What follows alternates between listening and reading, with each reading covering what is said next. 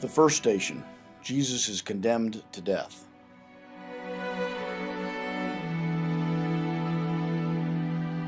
From the Gospel according to Matthew. Pilate said to them, "Then what should I do with Jesus, who is called the Messiah?"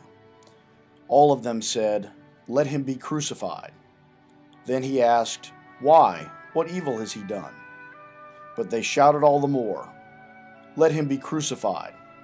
So he released Barabbas for them, and after flogging Jesus, he handed him over to be crucified.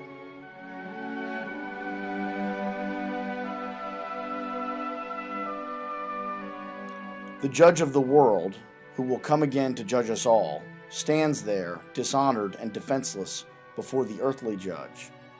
Pilate is not utterly evil. He knows that the condemned man is innocent, and he looks for a way to free him. But his heart is divided, and in the end, he lets his own position, his own self-interest, prevail over what is right.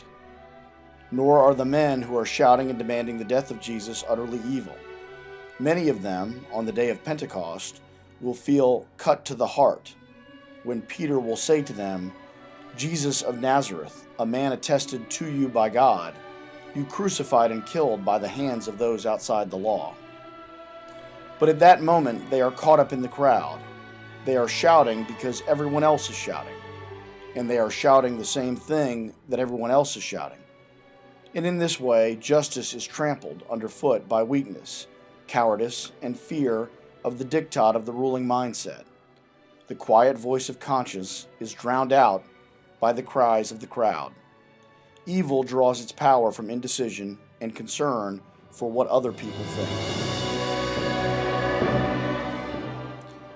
Lord, you were condemned to death because fear of what other people may think suppressed the voice of conscience. So too, throughout history, the innocent have always been maltreated, condemned, and killed. How many times have we ourselves preferred success to the truth, our reputation to justice? Strengthen the quiet voice of our conscience, your own voice, in our lives.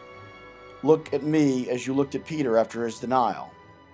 Let your gaze penetrate our hearts and indicate the direction our lives must take.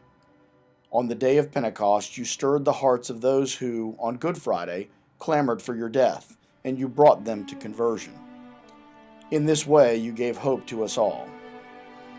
Grant us ever anew the grace of conversion.